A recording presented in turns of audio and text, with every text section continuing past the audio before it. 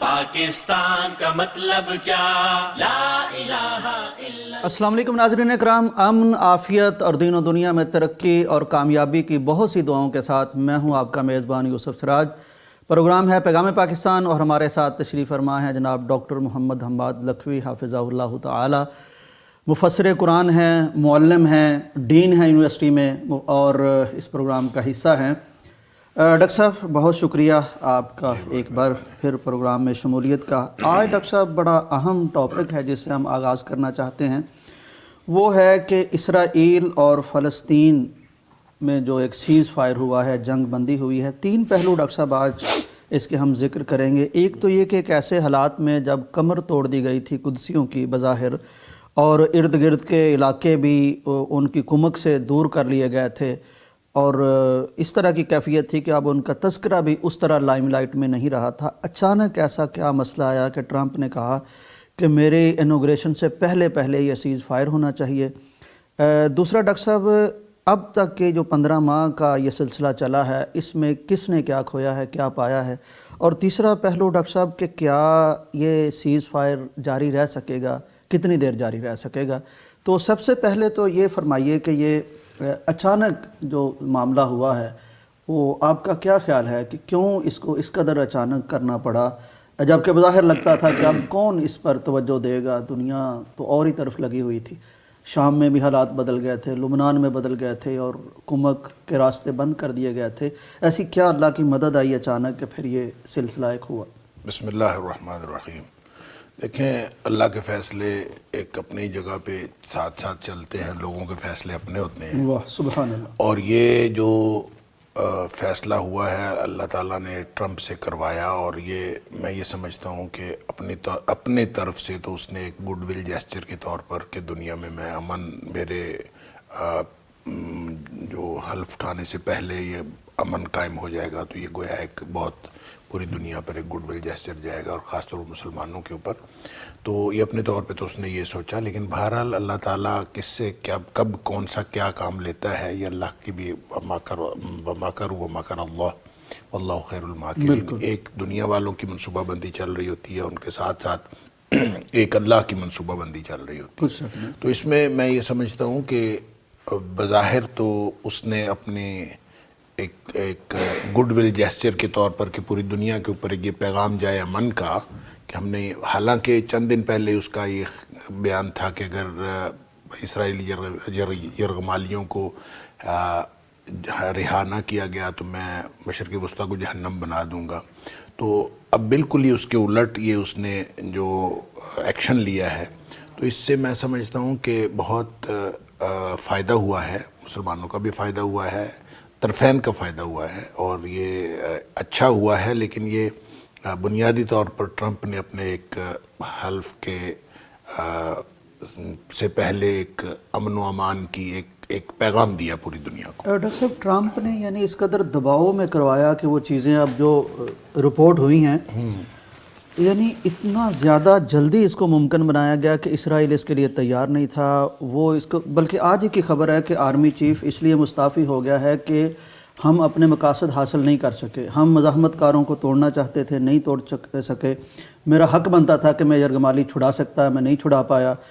تو وہاں احتجاج بھی ہوئے ان کے خلاف۔ جو بندہ 15 مہینوں میں لاکھوں لوگوں کو شہید کرنے کے بعد اور لاکھوں مکانات کو اور پورا غزہ جو ہے اس کو یعنی زمین بوس کرنے کے بعد بھی اپنے اگر وہ مقاصد حاصل نہیں کر سکا تو اس کو تو ڈوب مرنا چاہیے۔ تو ٹھیک کیا اس نے، تو صرف استعفیٰ دیا ہے، اس کو تو ویسے ہی ڈوب مرنا چاہیے کہ اس نے اپنے مقاصد اب تک حاصل نہیں کیے، کہ وہ نہتے فلسطینی تھے، ان کے اوپر ہر طرف سے گولہ باری ہوتی رہی، اور ہر طرف سے ان کو ان کی جو ہے کوئی چیز نہیں چھوڑی، ہسپتال تک جو ہے وہ ملیمیٹ کر دیے گئے، اور اب بھی وہ یہ کہتا ہے کہ میں جو ہے نا مقاصد حاصل نہیں کر سکا۔ تو پھر اس میں کسی کا کیا قصور ہے؟ اس کا اپنا ہی قصور ہے۔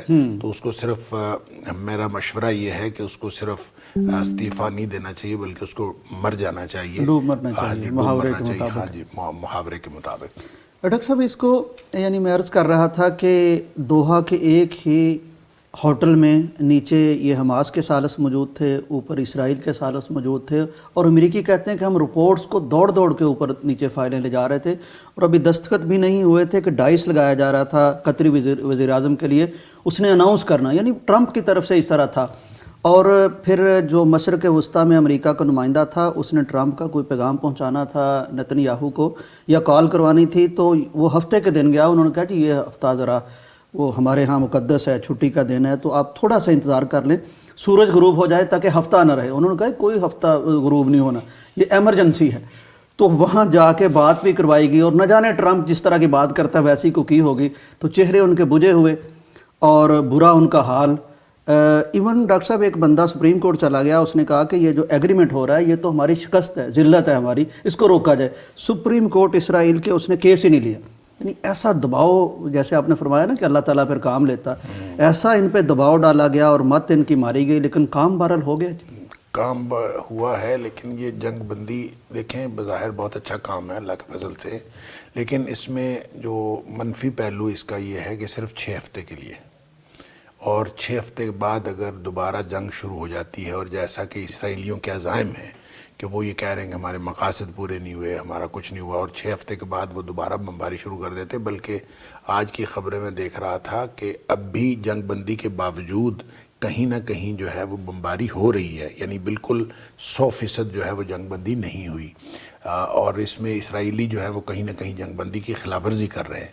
تو پھر جب 6 ہفتے گزر جائیں گے تو پھر وہ کیا کریں گے؟ بہرحال ہم تو اللہ سے اچھی امید رکھتے ہیں، اور اس میں ایک جو سب سے میں یہ سمجھتا ہوں کہ اس میں پورے ماحول میں جو سب سے زیادہ جوش پیدا کرنے والی چیز ہے اور حیران کن چیز ہے وہ یہ ہے کہ وہ جو مزاحمت کار ہیں جب وہ غزہ کی گلیوں میں آئے ہیں اور انہوں نے وہاں پہ گشت کیا ہے، تو جتنا زبردست استقبال وہاں کے لوگوں نے کیا، کسی نے ان کو یہ نہیں کہا کہ تم نے ہمیں مروا دیا، جیسے ہمارے باتیں ہو رہی ہیں، جیسے یہاں پہ باتیں ہو رہی ہیں کہ انہوں نے حماس والوں نے حملہ کر کے انہوں نے تو تباہ و برباد کروا دیا، اور نہ حملہ کرتے تو کوئی مسئلہ نہیں تھا کہ اب معاملہ چل رہا تھا تو وہ اگر انہوں نے حملہ کیا، بلکہ یہاں تک ملکوں کی باتیں ہیں یہ، یعنی عام لوگوں کی باتیں نہیں ہیں، ملکوں کی اور ریاستوں کی باتیں ہیں کہ ہم جو ہے وہ ایک سیز فائر مستقل طور پر کرا رہے تھے اور معاہدہ ہو رہا تھا، اور فلسطینیوں کی جو آزاد ریاست ہے اس کو تسلیم کیا جا رہا تھا، اور سب کچھ جو ہے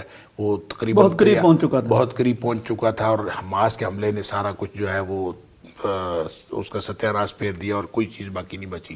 تو یہ اس سے جو ہے وہ ایک تو وہ معاہدہ ختم ہوا، اور دوسرا ساتھ ہی ساتھ جو ہے وہ فلسطینیوں کا قتل عام شروع ہو گیا، اور یہ اتنا زیادہ نقصان، جانی بھی نقصان ہوا، مالی بھی نقصان ہوا، اور اس کی ذمہ دار حماس ہے۔ لیکن آپ دیکھیں کہ وہاں جب وہ لوگ آئے ہیں تو لوگوں نے اگرچہ ان کے نقصان ہوئے ہیں، ان کے اپنے پیارے اس دنیا سے چلے گئے ہیں، ان کے جو عمارتیں زمین بوس ہو گئی ہیں، مسجدیں نہیں بچیں، ان کے ہسپتال نہیں بچے، کچھ بھی نہیں بچا، اس کے باوجود انہوں نے جس طرح سے پرجوش طریقے سے استقبال کیا ہے، اللہ اکبر۔ اس کا مطلب ہے وہ تو اپنے ٹھیک مشن پہ چل رہے ہیں، اور ان کو اپنے مشن کے سچائی کا اتنا یقین ہے کہ پورے تیقن کے ساتھ وہ کام کر رہے ہیں، ان کو ذرا بھر بھی یہ کوئی افسوس نہیں اس بات کے اوپر کہ ہمارے اتنا نقصان ہو گیا ہے۔ وہ تو گویا اس سے بھی بڑا نقصان جو ہے وہ پورا وہ نقصان اپنا کروانے کے لیے تیار ہیں اگر وہ اس مشن کے اوپر ہیں، کیونکہ ان کو مشن کی سچائی کا پورا یقین ہے۔ لہٰذا یہ 6 ہفتے بعد کیا ہوگا اس کے بعد دیکھا جائے گا، لیکن فی الحال یہ اچھی خبر ہے، مسلمانوں کے لیے بھی اچھی خبر ہے، پوری دنیا کے امن و امان کے لیے اچھی خبر ہے کہ ایک دفعہ جنگ بندی ہو گئی، اور غزہ کے اندر بہرحال ایک دفعہ لوگ جو ہیں وہ خوشی اور جوش کے ساتھ جو ہے وہ باہر نکلے۔ ڈاکٹر صاحب یہ جو سارا آپ نے بیان فرمایا، ان کا جو استقبال ہے، جو جذبہ ہے، خوشی کے ساتھ ان کا نکلنا، کھنڈرات پر نکلنا، اس سے لگتا ہے کہ ان کے سود و زیاں کے پیمانے کچھ اور ہیں، اور ہم جو اس ایریے سے باہر کے مسلمان ہیں، ہمارے سود و زیاں کے پیمانے اور ہیں، ان کا بیانیہ کو اور ہے, ہمارا بیانیہ کو اور ہے. وہ اقبال نے کہا تھا عجب چیز ہے لذت آشنائی. دیکھیں جن لوگوں کو سمجھ آ جاتی ہے نا پھر ان کے پیمانے اور ہوتے ہیں, بدل جاتے ہیں, ان کے پیمانے بدل جاتے ہیں. ہم لوگ جو ہیں ہم یہاں بیٹھے ڈر رہے ہیں, ہم مادی پیمانوں کے ساتھ جب ناپتے ہیں تو ہم یہاں بیٹھے ڈر رہے ہوتے ہیں کہ پتہ نہیں کیا ہو گیا اور اتنا نقصان ہو گیا. اور جب کوئی شخص اللہ کی رضا کے لیے کر رہا ہوتا ہے تو کچھ بھی نہیں. دیکھیں صرف ایمان اگر بچ گیا ہے, جانے والوں کا بھی اور بچنے والوں کا بھی, زندہ رہنے والوں کا بھی, اگر ایمان بچ گیا ہے تو کچھ بھی ضائع نہیں ہوا, کوئی چیز نہیں گئی. اور ہمارا مسئلہ یہ ہے کہ ہم جب ایمان کی بنیاد پر ناپ نہیں رہے ہوتے تو ہمارے مادی پیمانے ہوتے ہیں تو ہم پھر اس نقصان نظر آتا ہے. اس نقصان کو جب دیکھتے ہیں تو ہم حیران رہ جاتے ہیں اور ہمیں افسوس بھی ہوتا ہے. میں یہ سمجھتا ہوں کہ یہ اللہ تعالیٰ نے پوری دنیا کو ایک ایمان کی بنیاد پر ایک جو مہم ہے وہ دکھائی ہے, اور مسلمان جو غفلت کی نیند سوئے ہوئے ہیں ان کو اس واقعے سے جو ہے وہ اثر لینا چاہیے اور اس سے سبق لینا چاہیے اور اپنے ایمان کی طرف دھیان اور توجہ دینی چاہیے, اپنے ایمان کی مضبوطی کا بندوبست کرنا چاہیے. جب ایمان مضبوط ہو جاتا ہے تو پھر سود و زیاں کے پیمانے بدل جاتے ہیں. بالکل صحیح. ناظرین اکرام, اس وقت جائزہ لینا ممکن نہیں ہے ہمارے لیے ان کے پیمانے کچھ اور ہیں, ان کا بیانیہ کچھ اور ہے, ہمارے پیمانے کچھ اور ہیں.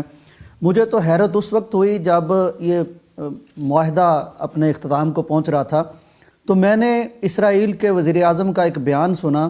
اس نے کہا کہ آخری لمحات میں حماس کی طرف سے کچھ ایگریمنٹس میں مزید مطالبہ کیا جا رہا ہے تو لگتا ہے ایگریمنٹ نہیں ہوگا. مجھے اندازہ ہوا کہ ان کے اعصاب کتنے مضبوط ہیں کہ آخری وقت بھی جب دنیا سمجھتی تھی کہ یہ گھٹنے ٹیک کے کسی طرح کہیں گے 4 دن مل جائیں, اس وقت بھی یہ ایک پوری مضبوطی کے ساتھ ان کے اعصاب ٹوٹ رہے تھے اور وہ کہتے تھے شاید معاہدہ نہ ہو. یہ اپنے کام پر پورے پکے تھے. جیسے ڈاکٹر صاحب نے فرمایا بریک کا وقت ہے, واپس آتے ہیں. ناظرین ویلکم بیک ٹو پیغام پاکستان.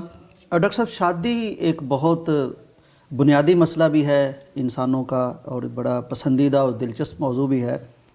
تو وہ کہتے ہیں یہ لڈو جو کھا لیتا ہے وہ بھی پچھتاتا ہے, جو نہیں کھاتا وہ بھی پچھتاتا رہتا ہے. 2 طرح کی خبریں ہیں ڈاکٹر صاحب, سمجھ نہیں آتی. پہلی خبر میں آپ کے سامنے ذکر کرتا ہوں کہ ہمارے ایک لاہور کا نوجوان ہے علی حیدر, اس کی شادی طے کر دی گھر والوں نے, تو شاید جہاں وہ چاہتا تھا وہاں نہیں ہو رہی تھی.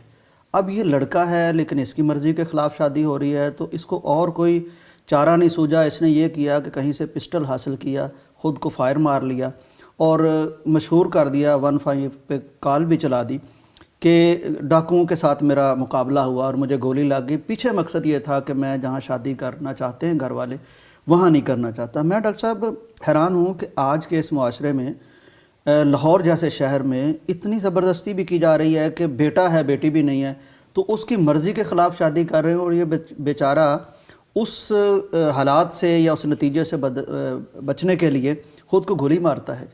یعنی یہ کس طرح کا ڈاکٹر صاحب معاملہ ہے؟ شریعت بھی اجازت دیتی ہے, مرد بھی ہے اس کی. پہلی تو بات یہ ہے کہ جو آپ نے کہا کہ ایک ایسا لڈو ہے کہ جو کھانے والا بھی پچھتائے اور نہ کھانے والا بھی پچھتائے, یہ اصل میں ان لوگوں نے اس کو یعنی ان لوگوں کا یہ محاورہ ہے جن لوگوں نے اس کو ایک معاشرتی ضرورت سمجھا ہوا ہے اور اس کو معاشرتی ضرورت کے تحت لیتے ہیں, اور جب نہ ضرورت ہو تو نہیں یا پوری طرح شادی نہیں لیتے, خوشی خوشی کی چیزیں لیتے. شادی جو ہے وہ ایک معاشرتی ضرورت تو پوری کرتی ہے, شرعی ضرورت ہے, یہ شرعی ضرورت ہے بالکل, اور یہ شرعی ذمہ داری ہے. اور جب اس کو آپ شرعی ذمہ داری سمجھ کے کریں تو پھر چاہے آپ کو اس لڈو سے مزہ آ رہا ہو اور چاہے آپ کے لیے ذمہ داری فیل ہو رہی ہو, اس کے صرف ذمہ داری محسوس ہو رہی ہو اور آپ کو کوئی اس کے اندر کوئی لطف کی بات نہ ہو, تو بھی آپ نے کرنا ہے. وہ تو اس لیے ہے کہ وہ آپ کی ایک شرعی ذمہ داری ہے, اور جب شرعی ذمہ داری سمجھ کے کریں گے تو اجر ہے آپ کے لیے. جب اس کو اجر کے لیے کریں گے تو پھر اس میں معاشرتی ضرورت تو پوری ہونی ہی ہونی ہے, ساتھ ہی ساتھ جو ہے اجر ملے گا. اور یہ نیت ہونی چاہیے. ہاں جی, جہاں تک یہ واقعہ ہے جو آپ نے بتایا تو بڑی افسوسناک بات ہے کہ دیکھیں شریعت تو یہ کہتی ہے کہ بچی سے بھی پوچھے بغیر جو ہے اس کی مرضی کے خلاف شادی نہ کی جائے, اور بیٹی جو ہے وہ اگر خاموشی اختیار کر لے تو اس خاموشی کو اس کی رضا سمجھ لیا جائے. اور اس میں بھی بہت سارے لوگوں کو یہ غلط فہمی ہے کہ بیٹی کی مرضی کا مطلب یہ ہے کہ بس بیٹی کی مرضی ہے, ولی جو ہے یا اس کے والدین جو مرضی کہتے رہیں بس بیٹی کی مرضی چلے گی، ایسا نہیں ہے. ایسا بھی نہیں ہے. اصل میں بیٹی کی صورت میں ولی کی مرضی بھی ضروری ہے اور بیٹی کی مرضی بھی ضروری ہے. دونوں کی مرضی ہو تو نکاح ہوگا، اگر دونوں کی مرضی میں سے کسی ایک کی مرضی نہیں ہے تو نکاح نہیں ہوگا، شرعی نکاح نہیں ہوگا. شرعی نکاح نہیں ہوگا. بالکل صحیح. لہٰذا اس میں جب آپ بیٹے کی صورت میں دیکھتے ہیں تو بیٹے کی صورت میں تو یہ ہے ہی نہیں، کوئی ولی کی مرضی کی بھی شرط نہیں ہے. البتہ دیکھیں ہمارے جو مشرقی معاشرہ ہے اس میں اب بیٹیوں کی شادیاں بھی اور بیٹوں کی شادیاں بھی والدین کی مرضی سے ہوتی ہیں. تو والدین کو ہمارے ہاں چونکہ ایک خاندانی نظام موجود ہے اور خاندانی نظام کی جو ابھی تک جو کچھ روٹس باقی ہیں اس کی وجہ سے بچہ جو ہے وہ اپنے آپ کو والدین کا جو ہے وہ پابند سمجھتا ہے، وگرنہ تو اگر یہ کسی اور معاشرے کے اندر ہوتا تو یہ کیس ہی نہیں تھا. تو پاکستان کے اندر ابھی خاندانی نظام موجود ہے اور پاکستان ان ممالک میں سے ہے جن کے اندر ابھی خاندانی نظام موجود ہے. تو اس میں پھر والدین کو یہ زبردستی نہیں کرنی چاہیے اور یہ استحصال نہیں کرنا چاہیے. اگر خاندانی نظام موجود ہے تو اس خاندانی نظام میں آپ بچے کو اس کی مرضی کرنے دیں. بہت سارے لوگ جو ہیں، میں اس طرح کے کیسز ہمارے پاس بھی، چونکہ مولوی جو ہے وہ ایک پبلک پراپرٹی ہوتا ہے اور اس سے سب لوگ اپنی باتیں مسائل لے آتے ہیں، سماجی بھی دینی بھی، ہر طرح کی جو ہے وہ باتیں لوگ پوچھتے ہیں. تو اس میں اس طرح کے بہت سارے کیسز آتے ہیں کہ والدین آ کے بات کرتے ہیں ہمارا بیٹا جی وہ فلاں جگہ چاہتا ہے، ہم نہیں چاہتے. بھی آپ کو کیا مسئلہ ہے؟ بچہ چاہتا ہے آپ اس کی شادی کر دیں. اب بچے نے زندگی گزارنی ہے، آپ اس کو سمجھائیں. اگر آپ سمجھتے ہیں کہ بچہ کسی غلط جگہ پہ شادی کر رہا ہے تو اس کو سمجھائیں. اگر وہ سمجھ جائے تو ٹھیک، نہیں سمجھ جاتا تو بچہ جہاں چاہ رہا ہے اس کی شادی وہاں کر دینی چاہیے. ڈاکٹر صاحب ویسے یہ فرما برداری کی حد ہے. یہ فرما برداری کی حد ہے کہ وہ بیچارہ کوئی ایسا اپنے آپ کو نقصان پہنچا کے والدین کو بتا رہا ہے کہ میرے ساتھ زیادتی نہ کریں. یعنی وہ کہہ نہیں سکا اور وہ احتجاج نہیں کر سکا اور والدین کو ان کا سامنا نہیں کر سکا اور اس نے ایک ڈرامہ رچایا ہے اپنے آپ کو گولی مار کے کہ یہ ڈکیتی ہوئی ہے اور تاکہ میں اس جگہ سے شادی سے بچ جاؤں. تو جہاں وہ شادی کرنا چاہے، میں ہمارے اس پیغام ٹی وی کے فورم سے پہلے بھی کئی دفعہ بات ہوئی ہے، میں آج پھر یہ بات کرتا ہوں کہ دیکھیں والدین کو چاہیے کہ میں تو بچیوں کی شادیوں کی بھی بات کرتا ہوں. یہ زمانہ کیا ہے، اس دور میں بچیاں بھی جہاں چاہتی ہیں ان کی شادی کر دی جائے. قطعاً اس کے اندر آپ اگر رکاوٹ پیدا کریں گے تو اس وقت جو حالات ہیں وہ آپ کے خاندانی نظام کے اندر دراڑ پڑے گی، آپ کی بدنامی کا باعث بن سکتی ہے، کوئی اور مسائل ہو سکتے ہیں، بچی کی زندگی اجیرن بن سکتی ہے، بچی کی زندگی اجیرن بن سکتی ہے. لہٰذا بہتر یہ ہے کہ بچی اگر کسی جگہ خود کہہ دیتا ہے. اچھا یہ عجیب و غریب بات ہے، میں تو اپنے بچوں کو کہتا ہوں کہ آپ نے کہیں دل ہے تو آپ بتا دیں. یعنی میں نے بچوں کی شادیاں کی ہیں، ہم ان کو کہتے رہے کہ آپ کا کہیں دل ہے تو بتا دیں، تاکہ ہم جو ہے آسانی محسوس کریں گے کہ آپ کا دل ہے وہاں شادی اور اطمینان، آسانی اور اطمینان. تو یہ کیسے والدین ہیں کہ بچہ ایک جگہ پہ کہہ رہا ہے کہ میں نے شادی کرنی ہے اور والدین اس کو شادی نہیں کرنے دے رہے. تو یہ اپنے خاندانی نظام کو خواہ ختم کرنے کی اور اس کے اندر دراڑ ڈالنے والی بات ہے. اور خاندانی نظام میں اگر اللہ تعالیٰ نے فرما بردار بچے دے دیے ہیں تو ان کی فرما برداری کا استحصال اس طرح سے نہیں کرنا چاہیے. بالکل ٹھیک ہے. ڈاکٹر صاحب دوسری خبر شادی سے متعلق ہے، شیخو پورہ سے متعلق ہے. ریسکیو 1122 کا دفتر ہے جہاں سٹاف میل بھی ہے، فیمیل بھی ہے. 5 وہاں ڈاکٹر صاحب میل اور فیمیل آپس میں شادی کر لیتے ہیں. وہ کہتے ہیں ایک ہی دفتر میں آنا ہے، ایک ہی جگہ رہنا ہے، تو کوئی محرم نامحرم کا مسئلہ بھی انہیں محسوس ہوا ہوگا. تو بہرحال یہ تصویر بھی بڑی وائرل ہوئی سوشل میڈیا پر کہ جناب یہ اس کی کچھ لوگ تحسین بھی کر رہے ہیں، کچھ لوگ تنقید بھی کر رہے ہیں. تو یہ بہرحال یعنی ایک طرف وہ بیچارے لڑکے کی شادی نہیں ہو پا رہی اپنی مرضی سے، دوسری طرف یہ 5 لوگ ایک جگہ جو رہتے ہیں تو ان کی شادی ہو گئی ہے. ڈاکٹر صاحب اس کو آپ کس نظر سے دیکھتے ہیں؟ یہ مثبت پہلو کیا ہیں، اس کے منفی پہلو کیا ہیں؟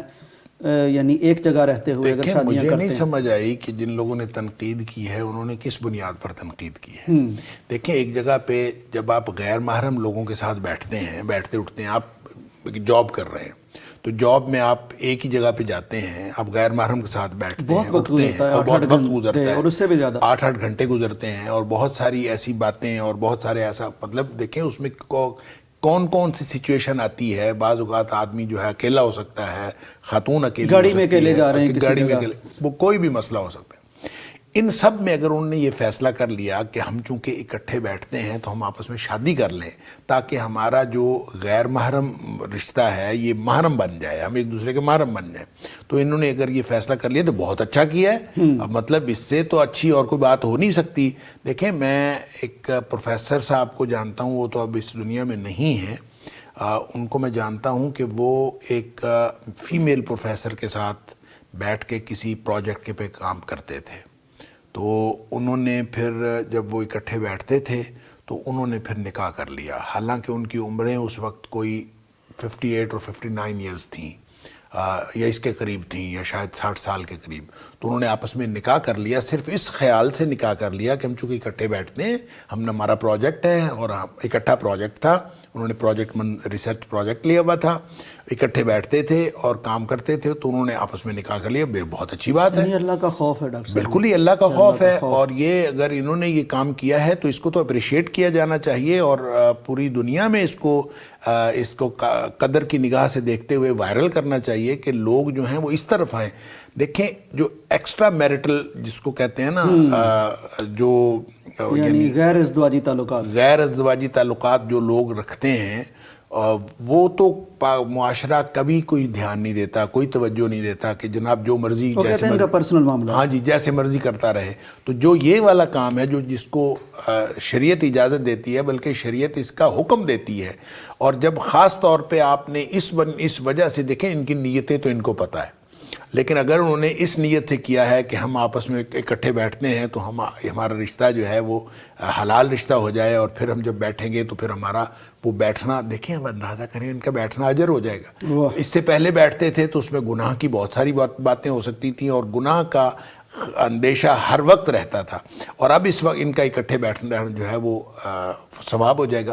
تو بہرحال میرے خیال میں اس کو اپریشیٹ کیا جانا چاہیے. اس کے علاوہ اس کا منفی پہلو کون سا ہے، تنقید کرنے والوں کے ذہن میں کون سی بات ہے، میری سمجھ سے تو باہر. ڈاکٹر صاحب وہ ممکن ہے سوچتے ہوں کہ آپ دفتر میں گھر کی باتیں کریں گے، پتہ نہیں کام بھی کریں گے کہ نہیں. ناظرین اکرام، دیکھیے یہ ہے خوبصورتی ان لوگوں کی. ڈاکٹر صاحب نے، چونکہ آپ ایک اسلامک اسکالر ہیں اور آپ کے پاس بڑا تجربہ ہے یونیورسٹی کا بھی، معاشرے کا بھی، تو اپریشیٹ کیا ہے اسے. اور ڈاکٹر صاحب نے فرمایا ہے کہ اس کو پوری دنیا میں بطور مثال وائرل کرنا چاہیے کہ یہ وہ لوگ ہیں جن کو ایک تنہائی، ایک خلوت محسوس ہوئی، تو بجائے اس کے کوئی گناہ کے امکانات پیدا ہوتے، انہوں نے شادی کی، نکاح کیا، ایک دوسرے کی ذمہ داری لی، ایک دوسرے کے ساتھی بنے اور اپنے آپ کو پاکیزہ فضا میں لے آئے. تو بہرحال یہ قابل تحسین ہے. بریک کا وقت ہے، واپس آتے ہیں. ویلکم بیک ٹو پیغام پاکستان. ڈاکٹر صاحب، سگریٹ نوشی کو ہمارے ہاں ایک عادت کے طور پر لیا جاتا ہے، ایک معمولی عادت ہے کہ بہت سے لوگ کہتے ہیں جی ہمیں کھانا ہضم نہیں ہوتا، جی ہماری عادت بنی ہے، میں اتنی سگریٹ پیتا ہوں. مجھے کسی کا کال بھی یاد آ گیا جو تھوڑا سا مزاحیہ بھی ہے لیکن اس میں وزڈم بھی ہے. اس نے کہا کہ سگریٹ کے ایک سرے پر آگ ہوتی ہے، دوسرے سرے پر بیوقوف ہوتا ہے. تو یہ مجھے اس کال کا ڈاکٹر صاحب تھوڑا سا اندازہ اس طرح ہو رہا کہ گیلپ نے ایک سروے کیا ہے کہ تقریباً 2 کروڑ افراد پاکستان میں سگریٹ نوشی میں مبتلا ہیں. ایک اور خبر ڈاکٹر صاحب اس کے ساتھ اگر ہم شامل کریں تو 250 ارب کی ایک سال میں پاکستانیوں نے سگریٹ پی لی ہے. 250 ارب روپے اس پہ صرف ہوئے ہیں. WHO جو عالمی ادارہ صحت ہے، اس کے اعداد و شمار کے مطابق ہر سال دنیا میں 8 ملین سے زائد افراد سگریٹ نوشی کی وجہ سے ڈاکٹر صاحب موت کا شکار ہوتے ہیں. اب ڈاکٹر صاحب فرمائیے کہ ایک طرف یہ 250 ارب ہم اس پہ اڑا رہے ہیں، حالانکہ کتنی ضرورتیں ہیں ہماری، کتنے مسائل ہیں، غربت بھی ہے، مہنگائی بھی ہے، وہ اس پہ اڑ رہے ہیں. پھر 2 کروڑ لوگ سگریٹ نوشی میں مبتلا ہیں اور جانیں کتنی جا رہی ہیں، 8 ملین. تو ڈاکٹر صاحب صحت کا نقصان، جسم کا نقصان، فضول خرچی، کس طرح ہم سمجھیں کہ ہم یہ کتنا خوفناک کام کر رہے ہیں؟ میرے والد صاحب رحمۃ اللہ علیہ ایک بات فرمایا کرتے تھے. وہ کہتے تھے کہ جو جہنمیوں کا کھانا ہے نا، جو قرآن نے کہا، قرآن نے جہنمیوں کے کھانے کی ایک صفت بتائی ہے، لا یسمن ولا یغنی من جوع. واہ کیا استدلال ہے کہ وہ نہ تو وہ کوئی طاقت دیتا ہے اور نہ ہی بھوک سے کوئی نہ بھوک مٹاتا ہے، یعنی نہ صحت میں اضافہ کرتا ہے اور نہ ہی بھوک مٹاتا ہے. اچھا، وہ کہتے ہیں کہ یہ جو سگریٹ اور حقہ ہے نا، یہ بالکل اسی طرح ہے. بالکل اسی تو یہ جہنمیوں کے کھانے کے مترادف ہے کہ اس سے نہ بھوک مٹتی ہے، نہ پیاس مٹتی ہے، کچھ بھی نہیں ہے. اور جو پی رہا ہے، سگریٹ نوشی کر رہا ہے، اس سے بھی آپ پوچھیں گے تو وہ آپ کو کبھی یہ نہیں کہے گا کہ میں یہ اس سے جو ہے وہ بھوک مٹ رہی ہے یا پیاس مٹ رہی ہے، کچھ نہیں ہے، یا میں کوئی اچھا کام کر رہا ہوں. یا کوئی اچھا کام. ہاں اکثر لوگ جو ہیں وہ یہ بتاتے ہیں کہ میں کام تو برا ہے لیکن میں بس میں کر رہا ہوں.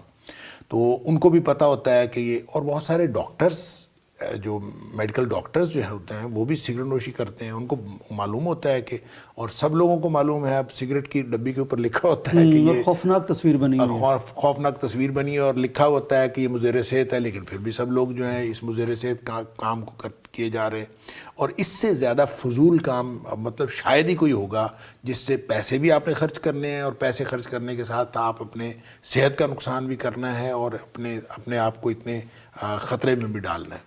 تو اس میں جو ہے وہ میرا خیال ہے یہ بجائے اس بات کے کہ آپ سگریٹ کی ڈبی کے اوپر لکھ دیں کہ مضر صحت ہے، اس کے اوپر پابندی لگانی چاہیے. حکومت اور ریاست جو ہوتی ہے وہ شہریوں کی جو جان مال کے تحفظ کی ذمہ دار ہوتی ہے. اس میں دونوں کا نقصان ہو رہا ہے، تو اس جان میں کا بھی مال کا بھی نقصان ہو رہا ہے، جان کا بھی نقصان ہو رہا ہے. تو گورنمنٹ کو پابندی لگانے دینی چاہیے اور پوری دنیا میں پابندی اس کے اوپر لگنی چاہیے، اس لیے کہ اس کا تو کوئی فائدہ ہی نہیں سوائے نقصان کے اور کچھ نہیں ہے. لہٰذا اس کے اوپر پابندی لگنی چاہیے. اور اگر کوئی پوری دنیا والے اپنے اپنے ممالک میں پابندی نہیں بھی لگاتے تو ہمارے ملک میں تو اس کے اوپر پابندی لگنی چاہیے. دیکھیں ہمارا تو معاشی معاملہ بھی ہے اسی طرح کا ہے کہ ہمارا پورا ملک جو ہے وہ معاشی بحران کا شکار ہے. تو 250 ارب کی اگر سگریٹ نوشی ہو رہی ہے ایک سال کے اندر، تو اس کا مطلب یہ ہے کہ یہ کتنا نقصان ہے یہ معاشی طور پر. یہ ساری کی ساری سگریٹ جو امپورٹ ہوتی ہے، تو امپورٹ ہوتی ہے تو 250 ارب تو ہمارے گئے نا. تو اس کا مطلب یہ ہے کہ اگر یہ ختم کر دی جائے تو یہ 250 ارب جو ہے وہ ہمارے ملک کو فائدہ ہو سکتا ہے. اور اسی طرح سے جو یہ 2 کروڑ لوگ جو سگریٹ نوشی میں مبتلا ہیں ان کی صحت کا بھی مسئلہ ہے. تو گورنمنٹ کو چاہیے کہ اس کے اوپر پابندی لگائے تاکہ لوگ جو ہیں وہ اپنی صحت کی حفاظت بھی کر سکیں اور اپنے مال کی حفاظت. ڈاکٹر صاحب مجھے پتہ چلا کہ آپ کے والد صاحب نے تو اپنی حد تک پابندی لگائی ہوئی تھی کہ جو زرعی زمین تھی اگر وہ کسی کو ٹھیکے وغیرہ پر دیتے بھی تھے تو اس میں تمباکو کاشت نہیں کرنے دیتے تھے. نہیں، وہ نہ صرف یہ کہ اپنی زمین میں تمباکو کاشت نہیں کرنے دیتے تھے، بلکہ جو ان کے عقیدت مند لوگ تھے جتنے بھی جہاں کے کہیں بھی تھے ان کو بھی منع کرتے تھے کہ تمباکو کی کاشت نہیں ہونی چاہیے. اور وہ منع کرتے تھے کہ یہ تمباکو جو ہے کسی جگہ بھی کاشت نہیں ہونا چاہیے. اور عام طور پہ ان کے عقیدت مند جو ہیں وہ بھی کاشت نہیں کرتے تھے. اور یہ مجھے ایک بلکہ اس سے ایک واقعہ یاد آ گیا. ایک والد صاحب بھی بتایا کرتے تھے کہ ہمارے جو دادا جی تھے رحمۃ اللہ علیہ، وہ خود تو بعد میں سعودیہ چلے گئے اور زندگی کے آخری 45 سال انہوں نے سعودیہ میں گزارے. سبحان اللہ. تو وہ جب یہاں ہندوستان میں ہوتے تھے، اس وقت متحدہ ہندوستان تھا، تو اپنے لکھوں کے میں اپنے گھر میں، تو انہوں نے اپنی بیٹھک کے اندر جو ہے نا ایک بڑا عجیب و غریب لکھ کے لگایا ہوتا تھا بورڈ. تو اس کے اوپر لکھا ہوتا تھا کہ یہاں پر سگریٹ نوشی منع ہے، تو اگر کوئی سگریٹ نوشی کرے گا تو جوتوں سے بے ہوشی دور کرنی پڑے گی. نوشی اور بے ہوشی. تو وہ کہتے ہیں کہ یہ باقاعدہ ان کی جو بیٹھک تھی اس کے اندر لکھا ہوتا تھا کہ اگر کوئی سگریٹ نوشی یہاں پہ کرے گا تو جوتوں سے بے ہوشی دور کرنے پڑے. پھر جو بھی کوئی آتا تھا اس کو پڑھتا تھا، تو اگرچہ وہ سگریٹ نوشی کرتا ہو پھر وہ یہاں بیٹھ کے نہیں کرتا تھا. تو کم از کم یار یہ جو گورنمنٹ ہے اس کو پابندی لگانی چاہیے. ہمارے معاشرے کے اندر جو ذمہ دار لوگ ہیں ان کو اس کے اوپر پابندی لگانی چاہیے. تو لوگوں کی صحت کا نقصان ہے، ان کے مال کا نقصان ہے، اور اس نقصان کو ہم دیکھ کے برداشت کیے جا رہے ہیں. صرف سگریٹ کی ڈبی کے اوپر لکھ دیا ہے تو یہ میرا خیال ہے کافی نہیں ہے، اس کے اوپر پابندی لگنی چاہیے. بالکل. ناظرین، وہ شیخ سعدی نے کہا تھا نا کہ جب انہیں کسی کتے نے بھونکنا شروع کیا تو پتھر اٹھانا چاہا تو وہ نہیں اٹھا، تو کہنے لگے کہ یہ عجیب بستی ہے، یہاں کتے کھلے ہوئے ہیں، پتھر بندھے ہوئے ہیں. ہم روتے ہیں کہ کینسر ہاسپٹلز نہیں ہیں، لیکن ہر دکان پر کینسر کرنے والی یہ جو سگریٹ ہے یہ بک رہی ہے. وہ ڈاکٹر صاحب نے خوب بات کی کہ اس پہ پابندی لگنی چاہیے. ڈاکٹر صاحب ایک اور خبر ہم شامل کرتے ہیں پروگرام میں، بڑی اچھی خبر ہے. ایسی خبریں پہلے بھی یہاں بیان ہوتی رہتی ہیں اور بڑا حوصلہ بھی ہوتا ہے، اللہ کا شکر ہے. اس گئے گزرے دور میں بھی پاکستانیوں کی ایمانداری اور ان کی دیانتداری وہ ایک مثال ہے. جناح ہاسپٹل کراچی کی بات ہے ڈاکٹر صاحب، کوئی خاتون آئی ہوئی تھی، شاید وہ کسی مریضہ کے ساتھ تھی، تو بھاری زیور پہن رکھا تھا انہوں نے اور رقم بھی ان کے پاس لاکھوں میں کافی تھی. نہ جانے کیا ہوا، ہو سکتا ہے خود ہی مریضہ ہوں، کہ ایک جگہ وہ بے ہوش ہو کے تو گر گئیں. اب جب بے ہوش ہو گئی ہیں تو میرا خیال ہے کوئی CCTV کیمرے بھی ارد گرد نہیں تھے، تو سیکیورٹی گارڈ وہاں پہنچے تو ظاہر ہے کوئی دیکھ نہیں رہا تھا، لیکن انہوں نے وہ سارا سامان سنبھالا اور اندر انہیں بتایا. جب انہیں ہوش آیا تو ایک ایک چیز ان کے حوالے کر دی. تو اب یہ میڈیا میں خبر بھی آئی ہے. ڈاکٹر صاحب گارڈ بیچارہ دیکھیں ان کی کتنی ہوتی ہے، کوئی تنخواہ کتنی ہوتی ہے، لیکن اس کے باوجود اتنی بڑی دولت بھی اگر ان کے سامنے آتی ہے اور موقع بھی بنتا ہے تو بڑی ایمانداری کے ساتھ یہ واپس کر دیتے ہیں. جبکہ اسی ملک میں بعض عہدوں پر ایسے لوگ بھی بیٹھے ہوتے ہیں جن کو اللہ کا فضل ہوتا ہے لیکن ان کے معاملات اور ہوتے ہیں. دیکھیں یہ بہت خوشی کی بات ہے، پہلے بھی ہم اس طرح کی خبریں شیئر کرتے ہیں. پولیس والے نے جو ہے وہ ایمانداری، ریلوے پولیس والے نے فلاں اور پھر کسی عرب ملک میں سونا واپس کر دیا پاکستان نے گاڑی میں. جہاں کہیں کوئی خبر رپورٹ ہوتی ہے تو پھر ہم اس کو اپنے پروگرام کا حصہ بھی بناتے ہیں اور خوشی کا اظہار بھی کرتے ہیں، اس کو تحسین کی نظر سے بھی دیکھتے ہیں، خراج تحسین بھی پیش کرتے ہیں. یہ بات اچھی بات ہے. لیکن نہ اس کو میں مطلب اکثر جب بھی ہم خبر پڑھتے ہیں تو مجھے یہ ذہن میں یہ بات آتی ہے کہ دیکھیں یہ خبر ہونی ہی نہیں چاہیے مسلم معاشرے میں یہ کوئی خبر نہیں ہے. مسلم معاشرہ سارا کا سارا دیانتدار ہونا چاہیے. دیکھیں نبی پاک صلی اللہ علیہ وسلم نے فرمایا کہ مومن جو ہے اس کے اندر جتنی مرضی خرابیاں ہوں، یتبع المومن علی کل خلق، مومن کے اندر جو ہے وہ ساری خرابیاں ہو سکتی ہیں، اخلاقی خرابیاں ہو سکتی ہیں، دو خرابیاں نہیں ہو سکتی، اللہ الا الکذب والخیانہ، سبحان، جھوٹ اور بددیانتی نہیں ہو سکتی. اور جب جھوٹ اور بددیانتی کسی بھی مومن میں نہیں ہو سکتی تو ہم کیسے مومن ہیں کہ جہاں دیانتداری کی خبر جو ہے وہ ٹی وی کی خبر بنتی ہے، میڈیا اچنبے کی خبر تو ہوتی وہ ہے کہ جو وہ کہتے ہیں کہ کتے نے اگر کاٹ لیا ہو کسی آدمی کو تو یہ خبر نہیں ہے، تو خبر وہ ہے جو آدمی کتے کو کاٹ لے، بالکل الٹ ہو، اچنبے کی بات ہو تو وہ خبر ہوتی. تو دیکھیں یہ دیانتداری خبر بن رہی ہے. اس کے لیے میرے ایک اور حدیث میرے ذہن میں آ رہی ہے. نبی پاک صلی اللہ علیہ وسلم نے فرمایا دنیا سے دیانت جو ہے، دیانت و امانت وہ اٹھ جائے گی، اور اس طرح اٹھ جائے گی کہ لوگ پھر یہ کہا کریں گے کہ فلاں محلے میں فلاں جگہ پہ ایک آدمی ہے وہ دیانتدار. اللہ اکبر. تو شاید یہ وہ موقع آ گیا ہے کہ ہم جو ہے دیانتدار دکاندار نہیں ملتا، جو دودھ ایسا دودھ جہاں سے مل رہا ہو کہ ملاوٹ نہ ہو، کوئی دودھ کی دکان نہیں ملتی، کوئی ہمیں ملاوٹ کے بغیر مرچیں نہیں ملتی، جو بھی چیز ہے میڈیسن ایون نہیں ملتی، اور ہمیں کوئی دکان ملتی ہے جی فلاں دکان سے خریدیں تو وہ وہاں سے ٹھیک ملتا ہے، فلاں دکان سے ٹھیک ہے. اور اسی طرح دیانتداری کی خبریں جو ہیں ہمیں یہ خبریں محسوس ہوتی ہیں. اب اندازہ کریں کہ یہ جو ہے ان کو ہم خبر کہتے ہیں، یہ خبر بالکل نہیں ہے. یہ افسوس کا مقام ہے کہ دیانتداری جو ہے وہ تو ہر مسلمان کا شعار ہے اور ہر مسلمان کو دیانتدار ہونا چاہیے. تو یہ ہم کیسے مسلمان ہیں کہ ہمیں دیانتداری کی خبر کو خبر بنا کے ہم پیش کر رہے ہیں اور ہمیشہ پیش کرتے ہیں. تو بات یہ ہے کہ مسلمانوں کو اپنی حالت پر افسوس کرنا چاہیے اور اپنی حالت کے بارے میں فکر مند ہونا چاہیے کہ ہمیں تو ہر شخص کو جھوٹ سے اور بددیانتی سے پاک ہونا چاہیے.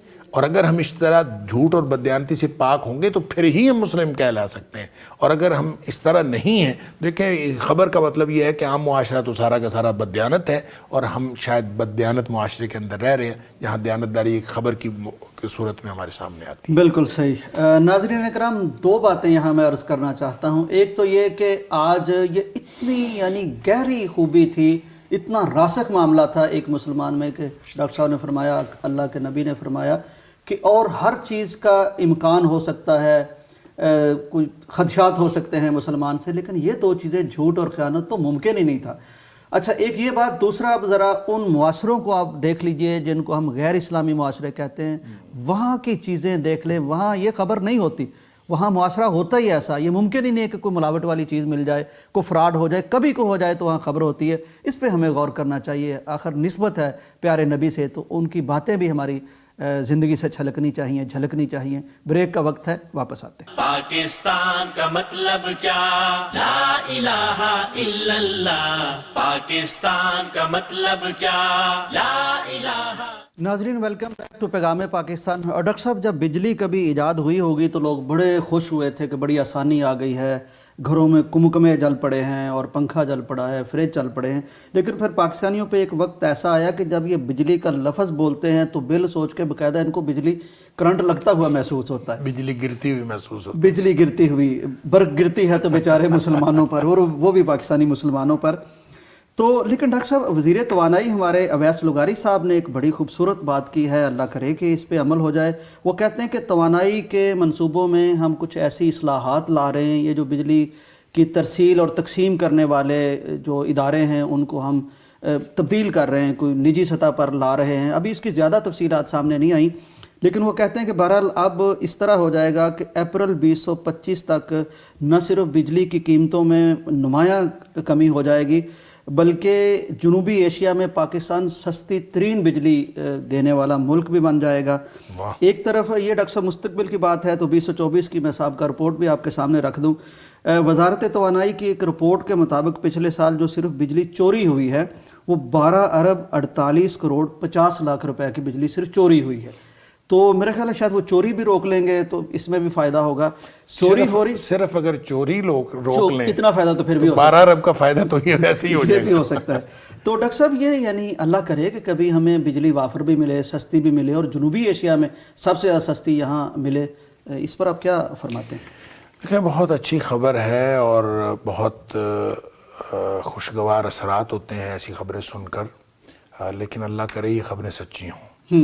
और पाकिस्तान में जिस तरह के मामलात चल रहे हैं और चलते रहे हैं, साबका हुकूमतों में भी एकदम खुशखबरी सुना दी जाती है और बाद में पता चलता है कि वो असल में कुछ भी नहीं था। यहाँ हमने ये भी सुना कि बाज़ औक़ात जो है वज़ीर आज़म भी खबर सुना देता था, ये तो वज़ीर तवानाई हैं, तो वज़ीर आज़म ने भी खबर सुनाई कि ये हो जाएगा और फलां हो जाएगा, और कुछ भी नहीं हुआ। सोने के ज़खायर भी निकल आए हैं और इस तरह की चीज़ें, हाँ जी, मुख्तलिफ़ चीज़ें जो हैं। तो एक दफ़ा तो यानी ऐसी बहुत उम्मीद पैदा हो जाती है। ऐसी खबरें थी कि घायल हो जाने को दिल चाहता था, लेकिन कायल ही नहीं, घायल मैंने यही कहा, घायल हो जाने को दिल चाहता था, लेकिन बाद में पता चला कुछ भी नहीं था।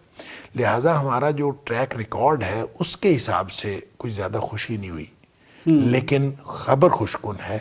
अल्लाह करे ऐसा हो जाए और कोई अनहोनी हो जाए तो बहुत सारी अच्छी खबरें आ रही हैं और इलावाज़ी भी अच्छी खबरें हैं, और पाकिस्तान के अंदर अच्छी खबरों का ऐसे लगता है जैसे आगाज़ हो गया है।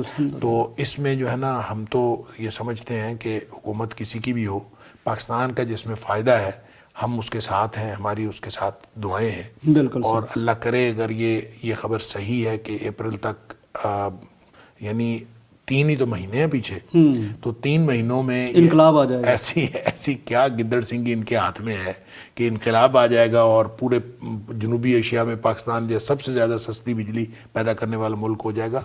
आम तौर पे इस तरह की जो है ना वो बात जो है ना वो सही नहीं, यानी खुशफहमी ज़्यादा होती है, खुशफहमी ज़्यादा, ग्राउंड रियलिटी कुछ और। लेकिन अगर हो जाए तो हमें और क्या चाहिए? अगर ये इस तरह से हो जाए तो हमें और क्या चाहिए? और आवाम को देखें, इस वक्त तक तो ऐसा है कि बिजली बढ़ती ही जा रही है और बिजली कभी सस्ती होती नहीं देखी। बिजली हमेशा बढ़ती गई है। और हाँ, ये हो सकता है कि ये हमारे वज़ीर तवानाई हैं, इनको ये पता चला हो कि पूरी दुनिया में बिजली महंगी हो रही है तो इस एतबार से सबसे ज़्यादा सस्ती पाकिस्तान में होगी। पूरी दुनिया में बिजली महंगी हो रही है, तो इस एतबार से पाकिस्तान में जो मौजूदा रेट के मुताबिक है ये पूरी जनूबी एशिया में सबसे ज़्यादा सस्ती है। इस तरह की कोई ख़बर हो तो वो और बात है। अलबत्ता बिजली सस्ती होने का इम्कान मौजूदा हालात में तो कोई नज़र नहीं आता। लेकिन रोज़ जो है वो महंगी हो रही है, और इस गवर्नमेंट ने जितनी महंगी की है, इससे पहले तो इतनी महंगी थी ही नहीं। और ऐसे है कि जैसे गरीब की पहुंच से दूर चली गई और लोगों का जीना महाल हो गया है। तो इसमें ऐसी खबर सुनाना कि वो जनूबी एशिया में सबसे ज़्यादा सस्ती होगी बिजली, और वो भी सिर्फ 3 महीनों में, तो ये बज़ाहिर को बात बनती लगती नहीं है। लेकिन अल्लाह करे हो जाए, हमारी दुआ भी है और हमें खुशी भी है। बिल्कुल सही। डॉक्टर साहब, पाकिस्तान ही के हवाले से एक और ख़बर रेलवे के मुतालिक है कि 620 बोगियों की मुकामी तैयारी का आगाज़ कर दिया गया है। ڈاکٹر صاحب آپ کو اندازہ یہ ہے وہ کام کرنے والا. میں کہتا ہوں کہ پاکستان کو خود کفیل ہونا چاہیے, اپنے جتنا بھی چیزیں بنانی ہیں اپنے وسائل سے بنائے اور امپورٹ کرنا چھوڑے. جتنی امپورٹ کم ہوگی اتنا پاکستان کو فائدہ ہوگا. اور یہ 620 بوگیاں اگر پاکستان میں تیار ہوگی تو ظاہر ہے لوکل جو مزدور ہیں ان کی وہ بھی روزگار ملے گا, ان کو روزگار ملے گا. پھر لوکل جو ہمارا جتنے بھی خام مال ہے وہ بھی لوکل استعمال ہوگا. اور کتنی چیزیں ہیں, پوری ایک فائنانشل ایکٹیویٹی جنریٹ ہوگی اور اس کے اندر سارا کا سارا فائدہ پاکستانیوں کا ہے. ابتدا سے لے کر انتہا تک سارا فائدہ پاکستانیوں کا ہے. اور پھر یہ بڑی زبردست اہم بات ہے کہ اعتماد آئے گا اگر پاکستان بوگیاں تیار کر دی. آج تک تو ہم یہ دیکھتے ہیں کہ جو سوئی ہم استعمال کر رہے ہوتے ہیں نا, اس کے اوپر بھی لکھا ہوتا ہے میڈ ان چائنا یا میڈ ان فلاں کسی اور ملک کا نام لکھا ہوتا ہے. تو اگر اللہ کرے کہ ہماری جو چیزیں ہیں پاکستان کے اندر بننا شروع ہو جائیں, مجھے تو یہ لگتا ہے کہ پاکستان کے اندر جو بنتی ہیں چیزیں اس کے اوپر بھی کسی اور ملک کا نام لکھ دیا جاتا ہے, صرف اس لیے کہ پاکستان میں امپورٹڈ چیزوں کو پسند کیا جاتا ہے. اگر یہ والا رجحان شروع ہو جائے اور یہ اعتماد پاکستان کو ہو جائے کہ پاکستانی چیزیں ہی ہم لوکل چیزیں استعمال کریں اور لوگوں کو یہ برانڈ فوبیا جو ہوا ہے یہ ختم ہو جائے اور لوگ لوکل چیزیں استعمال کریں, تو میرا خیال ہے یہ اعتماد یہ ہمیں فائنانشلی بہت بلند منزلوں تک لے جا سکتا ہے. اور مجھے تو یہ خبر جو ہے یہ بڑی خبر لگتی ہے کہ چاہے 620 بوگیاں ہیں لیکن اس طرح کے کام جو ہے وہ کرنے چاہیے. بالکل صحیح. ڈاکٹر صاحب پاکستان کا معاملہ ویسے کچھ عجیب نہیں کہ ایک طرف یہ ہمیں تانا بھی دیا جاتا ہے مختلف ملکوں کی طرف سے کہ تم سوئی تک نہیں بنا سکتے, دوسری طرف خلا میں ہمارے سیارے بھی جا رہے ہیں, ہمارے میزائل بھی ہیں, ہم نے ایٹم بھی بنایا ہے. یعنی کچھ میرا خیال کوئی ترتیب کا فرق ضرور ہے, ترجیح کا فرق ضرور ہے. میں یہ کہتا ہوں, میں نے تو ابھی کہا ہے کہ وہ جو سوئی کی بات ہم کرتے ہیں نا, مجھے نہیں لگتا کہ ساری سوئیاں باہر سے بن کے آتی ہیں. لوکل بھی جو بنتی ہے نا, ہمارا مزاج یہ ہے کہ ہم اس کے اوپر جب تک میڈ ان پاکستان لکھیں گے تو لوگ کہیں گے لو پاکستان کی, تو اس کو لیتے نہیں, امپورٹڈ دے. لوگوں کو جو امپورٹڈ والا اور برانڈ فوبیا ہے جب تک یہ ختم نہیں ہوگا, لوگوں کو لوکل پروڈکٹس کے اوپر اعتماد نہیں ہوگا, اس وقت تک یہ کام نہیں بنے گا. ڈاکٹر صاحب اس میں میرا خیال ہے کہ بہت سارا کردار ہمارے تاجروں کا بھی ہے کہ وہ اگر معیار دیں. یعنی بڑی ساری چیزیں ہیں, لوگ نا بڑے موقع آئے, بعض دفعہ بائیکاٹ ہو جاتا ہے کولاز کا, بعض دفعہ کسی اور برانڈز کا ہو جاتا ہے, ایک حمیت, قومی حمیت اور اسلامی حمیت جاگتی, تو لیکن کوئی بھی وہ جگہ پر کرنے کے لیے معیاری چیز سے نظر ہی نہیں آتا. بہرحال لوکل پروڈکٹس ہوتی تو ہیں. دیکھیں اکثر اوقات یہ کوالٹی کا فقدان ہوتا ہے. مثال کے طور پر اب یہ غزہ کے موقع پر یہ کتنی بڑی جو فوڈ چینز تھیں, KFC تھی یا میکڈونلڈز وغیرہ تھی, ان کا بائیکاٹ ہوا اور اس کے مقابلے میں بہت ساری جو پاکستانی کمپنیاں ہیں وہ میدان میں آئی ہیں اور انہوں نے بہت اچھا میٹیریل بنا کے دیا ہے. وہی پروڈکٹس جو یہ چینز بنا کے دیتی تھیں تو لوکل چینز نے وہ دیا ہے. بعض اس میں کوالٹی کے مسائل ہیں لیکن بہت اچھی کوالٹی کے بھی وائرل چیزیں ہیں, اس کو ڈھونڈنا پڑتا ہے. ان کا اتنا نام نہیں ہے جس طرح سے ان چینز نے نام بنایا ہوا ہے. اسی طرح اگر کولاز وغیرہ کے اوپر ہم نے کولڈ ڈرنکس کے اوپر بائیکاٹ کیا تو اس میں بھی اس کے متبادل کے طور پر بہت اچھا ہمارے مارکیٹ میں موجود ہے, لیکن اس کی اس طرح سے یا تو جو ہے ایڈورٹیزمنٹ نہیں کی جاتی یا پھر ہمارے وہی بات ہے کہ لوگوں نے پینا ہی وہ ہوتا ہے اس لیے وہ کوالٹی کا بہانہ بناتے ہیں. ورنہ لوکل بھی کوالٹی جو ہے کم نہیں ہوتی. بہت جگہوں پہ میں سمجھتا ہوں کہ ہماری اپنی یعنی استعمال کی چیزیں ہم دیکھتے ہیں تو بہت اعتماد آتا ہے پاکستان کی بنی ہوئی چیزیں, اور کھانے پینے کی چیزیں بھی بہت اچھی بھی بنتی ہیں. لیکن چونکہ ان جنرل بہت زیادہ کوالٹی کا فقدان ہے اس لیے پاکستان کی کوالٹی کے اوپر عام طور پہ اعتماد نہیں کیا جاتا.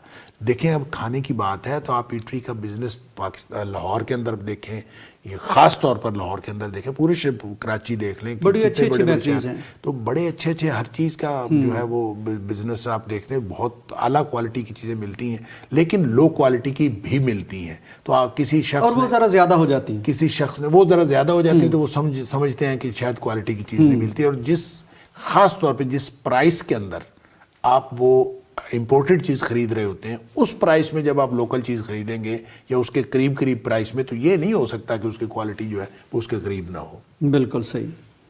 ڈاکٹر صاحب بس وقت ختم ہو گیا, میں آپ کے یعنی گوش گزار ایک خبر کر دیتا ہوں کہ جس طرح پاکستانی چیزوں پر اعتماد کرنا چاہیے ہوتا جا رہا ہے. اسی طرح پاکستان کے 2 حصوں کو بھی ایک دوسرے پر اعتماد ہوتا جا رہا ہے. جو بنگلہ دیش کا بھی ہمارا ہی حصہ تھا پھر وہ الگ ہو گیا.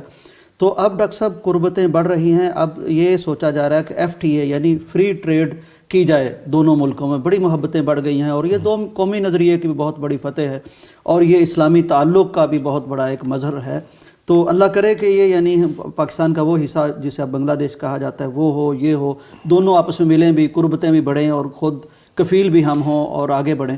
دیکھیں ایک ظالم حکومت ختم ہونے سے ایک ظالم حکومت جو سالہ سال سے ان کے اوپر جبر کے اور ایک اللہ اکبر یعنی داستان رقم کیے ہوئے تھی وہ ختم ہوئی ہے. تو کتنے جو ہیں وہ مواقع نکل آئے ہیں, امکانات پیدا ہوئے ہیں, اور کتنے امکانات پیدا محبتیں ہوئے ہیں. بڑھ اور گئی اس ہیں. میں خاص طور پہ پاکستان کے ساتھ جتنا, اور اس میں فائدہ دونوں ملکوں کا ہے, کسی ایک ملک کی بات نہیں ہے. جب یہ ہوگا تو دونوں ملکوں کا فائدہ ہے. اور اس میں جو بنگلہ دیش کا خام مال ادھر آئے گا, پاکستان کی جو برآمدات میں پاکستان کی جو برآمدات ہے اس کے اندر اضافہ ہوگا, ان کی برآمدات کے اندر جو باہمی منڈیاں جو ہیں ایک دوسرے کے اندر شیئر کریں گی, تو یہ بہت بڑی ایک جنریٹ ہوگی ونس اگین. تو یہ میرا خیال ہے یہ دونوں ملکوں میں بڑا فائدہ. اور خوشی کی بات یہ ہے کہ دونوں بھائی ہیں اور جو 2 قومی نظریے کی فتح ایک بڑا شاندار موقع ہمیں ملا ہے, اور اللہ کرے کہ اس کو ہم میٹیریلائز کر سکیں. بالکل صحیح.